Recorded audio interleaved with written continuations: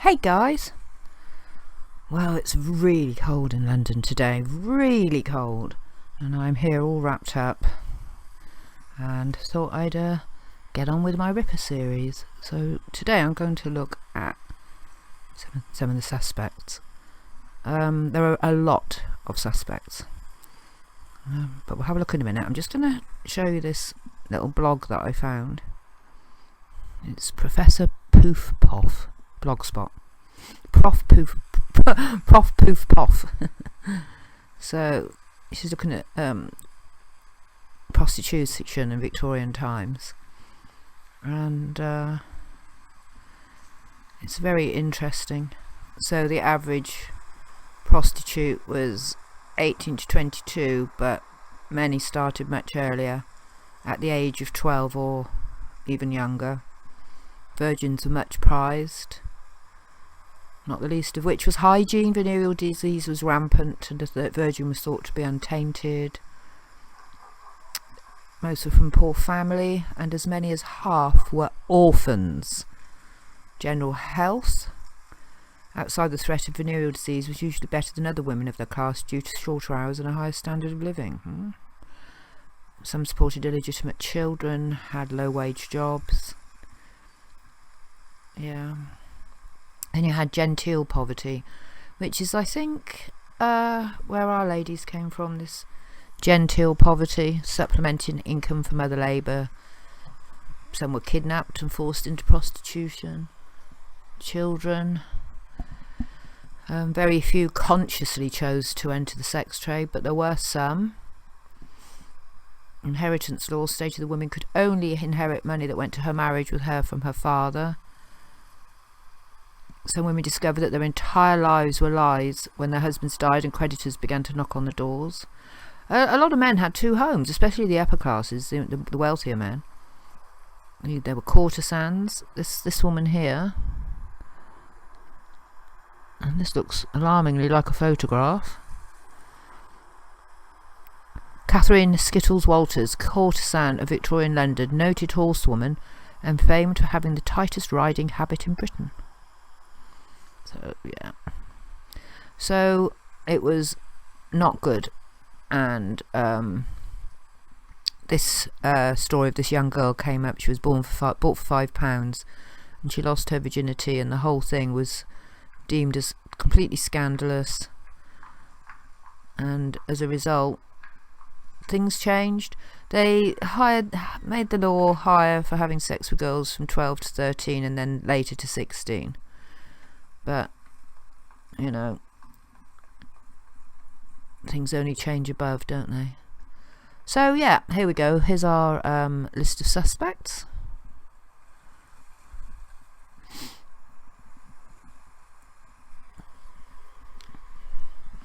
And there's loads of them. Everybody suspected their partner, everybody suspected their neighbour, the butcher down the road. Everybody was a suspect in the Jack the Ripper case. But some of these didn't actually come to light until later on. So let's crack on.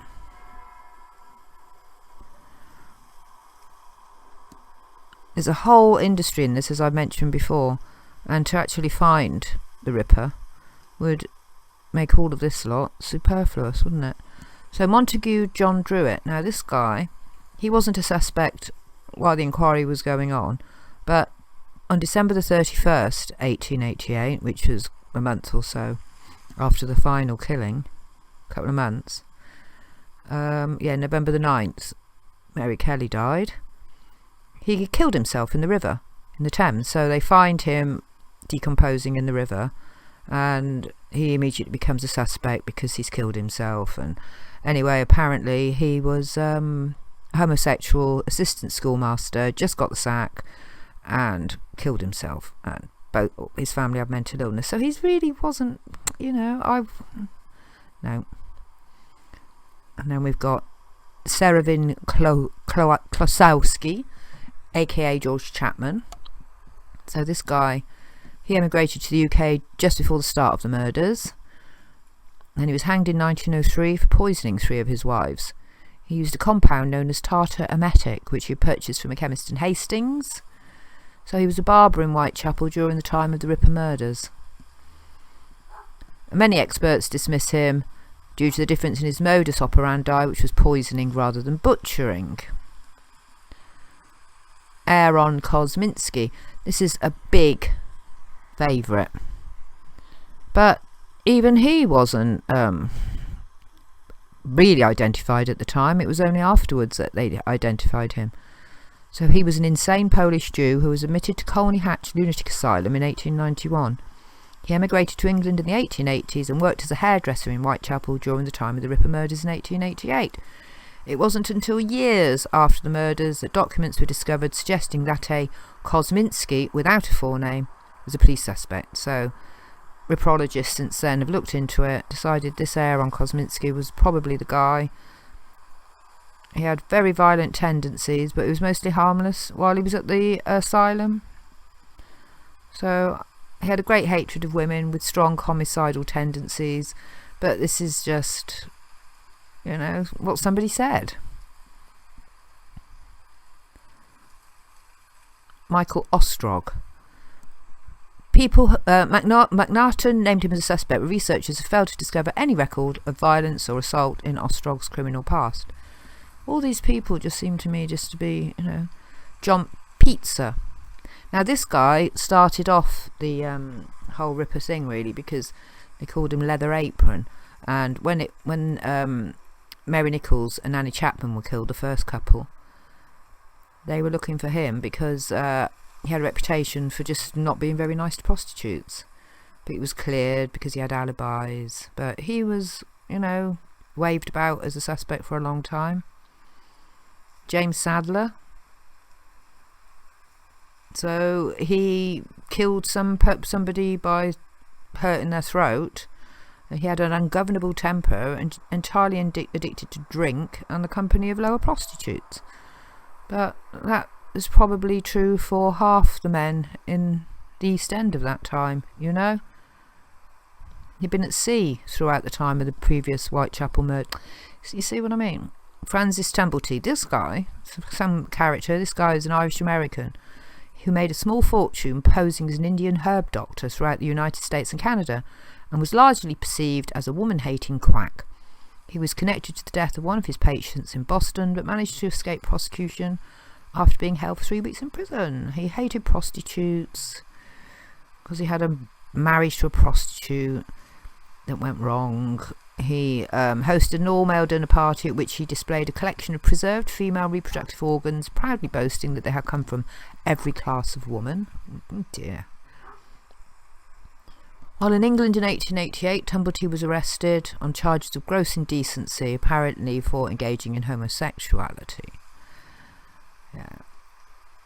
So yeah, he was a little bit of a suspect, but they said that his completely enormous and ridiculous moustache would have sort of like made him quite conspicuous.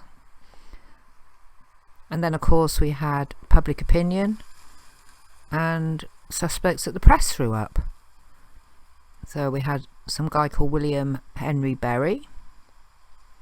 So he'd been in the East End and he was highly suspected by the media as well as by his hangman. He'd been living in Bow with his wife Ellen, a former prostitute.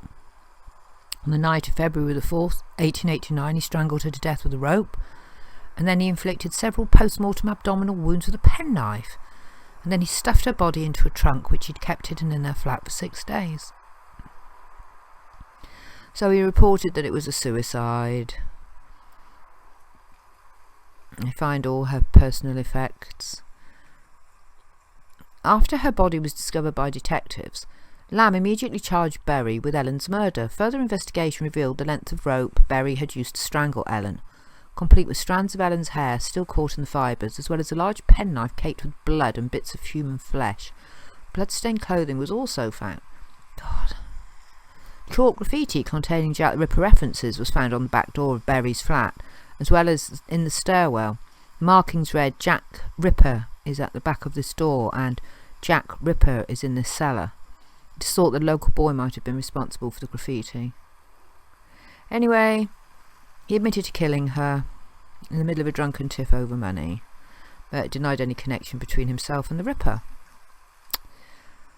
So Dr Thomas Neil Cream, so he's a Scottish guy who did illegal abortions for local prostitutes in Chicago. So he arrived in London in October of 1891, and then prostitutes in the area began to die from strychnine poisoning. Okay.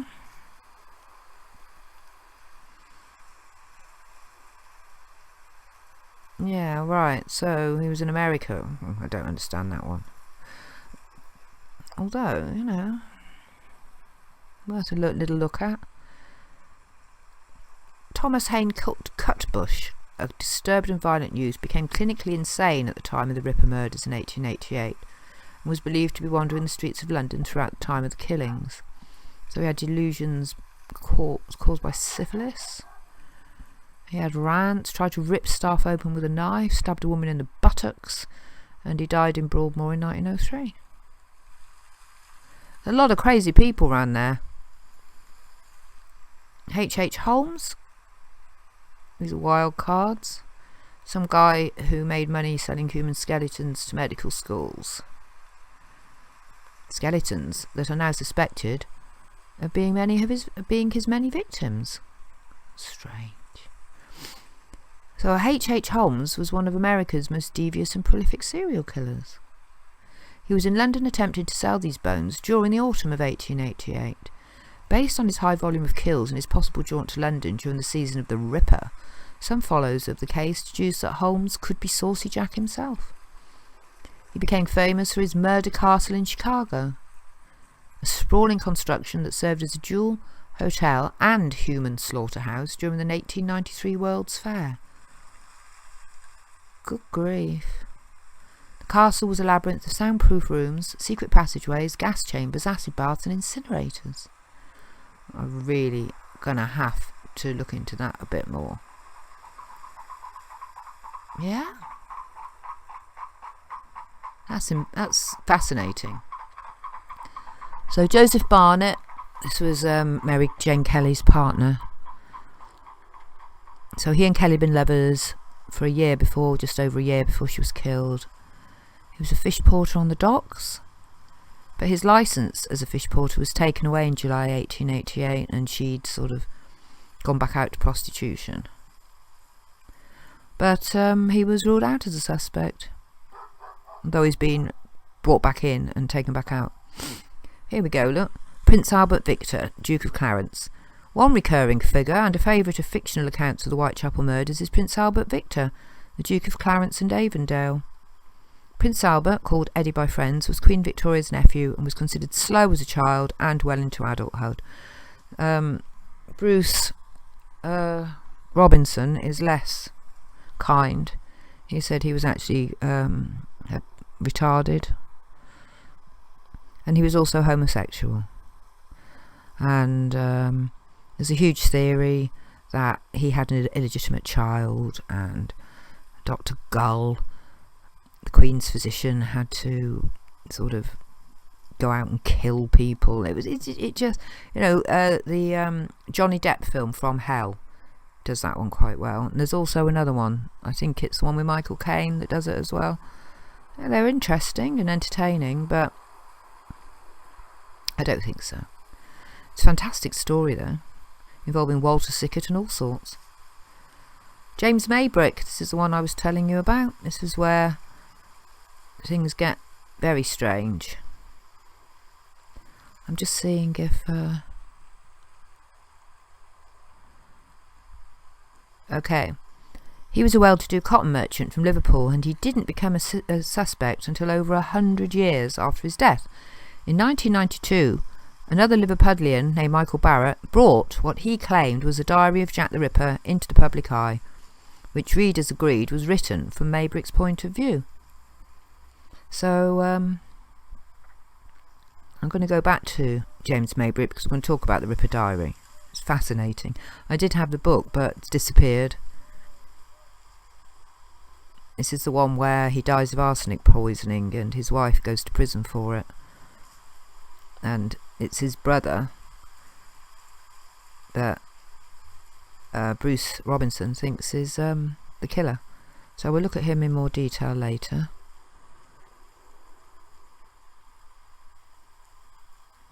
Take a closer look at the story of discovering Mary Ann Pollynickel's body, and you might wonder, who were these car men who found the body in Bucks Row?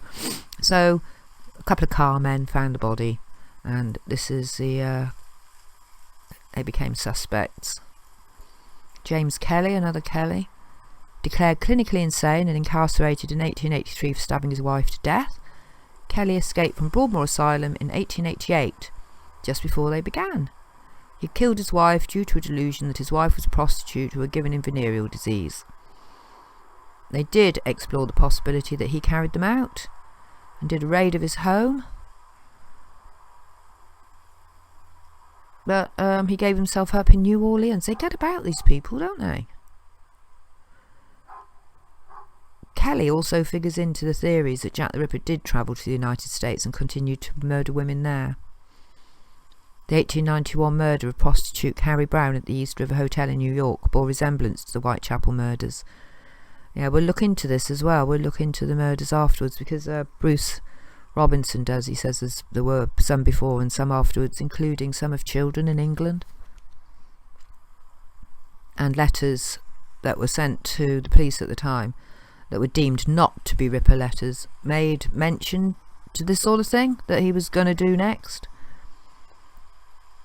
Frederick Bailey Deeming, a rugged sailor with a ginger-coloured moustache, was responsible for the deaths of 2 wives, 4 children, and perhaps 5 Whitechapel women. So this guy was born in 1853 in Liverpool, and he had when he returned from South Africa, it wasn't long before he started stepping out with a woman called Emily Mather, and then he killed her. She was found with blunt force. And then they found the dead body of his wife and 4 children beneath the kitchen floorboards. Good grief. Mad Fred earned the name of Jack the Ripper of the Southern Seas. From there it wasn't long before rumours spread that he had confessed to the murder of Catherine Eddowes. You see, I find some of these even more compelling than some of the earlier ones. The ones that they we're really looking into. So yeah, this is Sir William Gull. He was the Queen's physician, and I think that he might have gone out to try and sort it all out. So John Williams, he was an obstetrician who worked at the local hospital, I think, where they'd go. I did actually think that there might have been somebody in the hospital, but they said the evidence is thin. Okay then. So what I'm going to do, leave it here, and we'll go back to our friend Mr. Maybrick.